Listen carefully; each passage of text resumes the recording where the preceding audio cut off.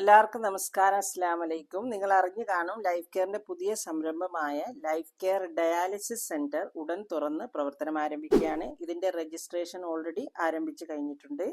എൻ്റെ പേര് doctor Aishabi, chief medical officer at life care hospital Edavannappara.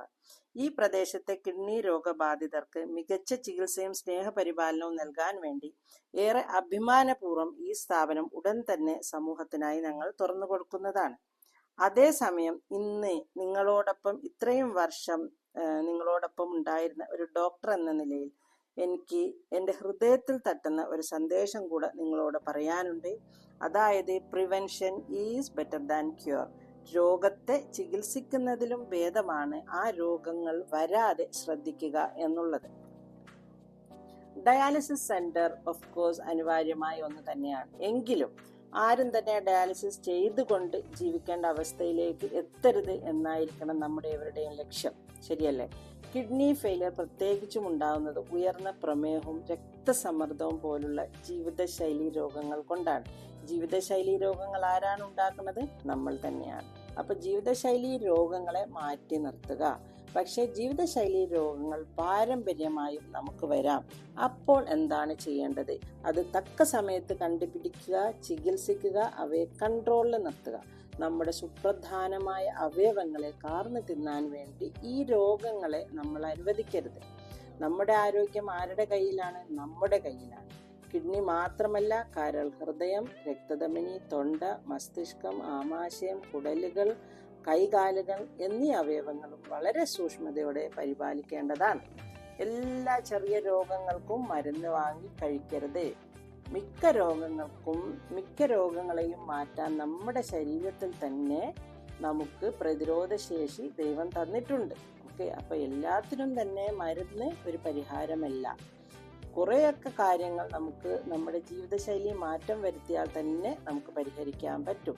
പിന്നെ കൂടുതൽ മരുന്ന് എഴുതുന്ന ഡോക്ടറാണ് നല്ല ഡോക്ടർ എന്നുള്ളൊരു തെറ്റായ ധാരണയും നമ്മുടെ സമൂഹത്തിലുണ്ട്. അത് മാറ്റുക. അത് കൂടുതൽ മരുന്ന് എന്ന് വെച്ചാൽ കൂടുതൽ രോഗങ്ങൾ, അതിൻ്റെ സൈഡ് എഫക്റ്റ് ആയിട്ട് വേറെയും രോഗങ്ങൾ വരാൻ സാധ്യതയുണ്ട്. അതുകൊണ്ട് ആവശ്യമില്ലാത്ത മരുന്നുകൾ നിങ്ങൾ കഴിക്കരുത്. പിന്നെ പ്രിയപ്പെട്ട ജനങ്ങളോട് ഏറ്റവും പ്രധാനപ്പെട്ടതായി പറയാനുള്ളത്, ആരോഗ്യം, നിങ്ങൾ കഴിക്കുന്ന ആരോഗ്യം ആഹാരത്തിന് ഡിപ്പെൻഡ് ചെയ്തിരിക്കും. നിങ്ങൾ എന്താണ് കഴിക്കുന്നത്, എപ്പോഴാണ് കഴിക്കുന്നത്, എത്രയാണ് കഴിക്കുന്നത്, എവിടെ നിന്നാണ് കഴിക്കുന്നത് എന്ന് നിങ്ങളൊന്ന് ആലോചിക്കുക. ഓക്കെ, ജങ്ക് ഫുഡാണ് നിങ്ങളുടെ പ്രിയപ്പെട്ട ആഹാരം.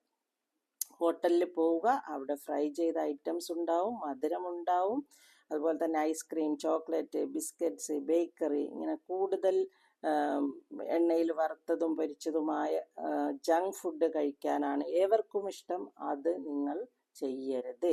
ഓക്കെ, പകരം എന്ത് ചെയ്യണം? കൂടുതൽ പച്ചക്കറികൾ, ഇലവർഗ്ഗങ്ങൾ, ഫ്രൂട്ട്സ്, അതായത് നമ്മളെ നാടൻ ഭക്ഷണം, അത് മതി.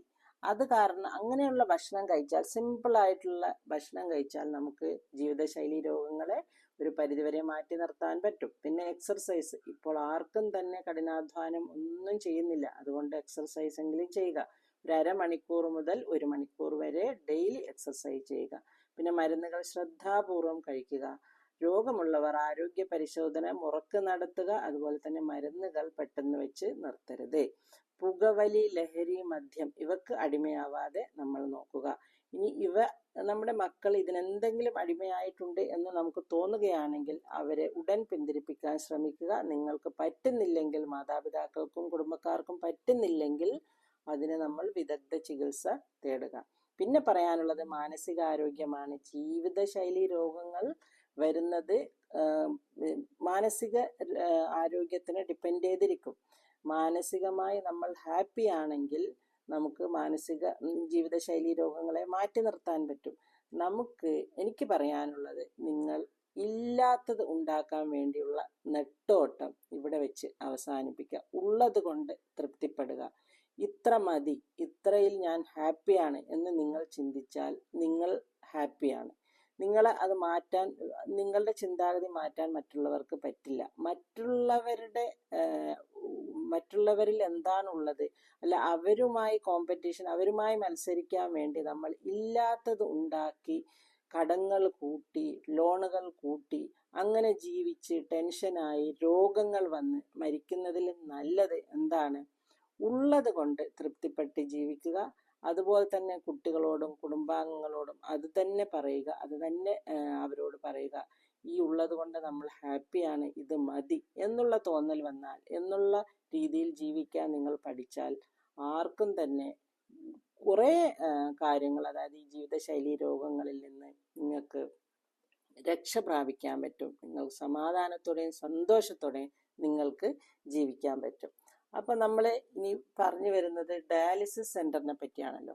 ഡയാലിസിസ് സെന്റർ ഓഫ് കോഴ്സ് വൃക്കാരോഗികൾക്ക് വേണ്ടി, അവരുടെ ആരോഗ്യം നിലനിർത്താൻ വേണ്ടി ഉണ്ടാക്കിയതാണ്. പക്ഷേ പറയാനുള്ളത്, ആരും തന്നെ ഡയാലിസിസ് സെന്ററിലോട്ട് എത്തിപ്പെടരുത് എന്ന് തന്നെയാണ് ഞങ്ങളുടെ മോട്ടോ. ജീവിതശൈലി രോഗങ്ങളെ മാറ്റി നിർത്താനുള്ള സന്ദേശം ഊന്നി ഞാനിവിടെ നിങ്ങളോട് ഉണർത്തുകയാണ്. ദയവ് ചെയ്ത് ഇത് നിങ്ങൾ മറ്റുള്ളവരിലോട്ട് എത്തിച്ചു കൊടുക്കുക. എൻ്റെ ചാനൽ ഇതുവരെ സബ്സ്ക്രൈബ് ചെയ്തിട്ടില്ലെങ്കിൽ സബ്സ്ക്രൈബ് ചെയ്യുക. നിങ്ങൾ ബെൽ ഐക്കണും കൂടെ ഒന്ന് അമർത്തുക. അതുപോലെ തന്നെ ഈ സന്ദേശം മറ്റുള്ളവരിലും എത്തിച്ചു കൊടുക്കാൻ ശ്രമിക്കുക. Thank you so much.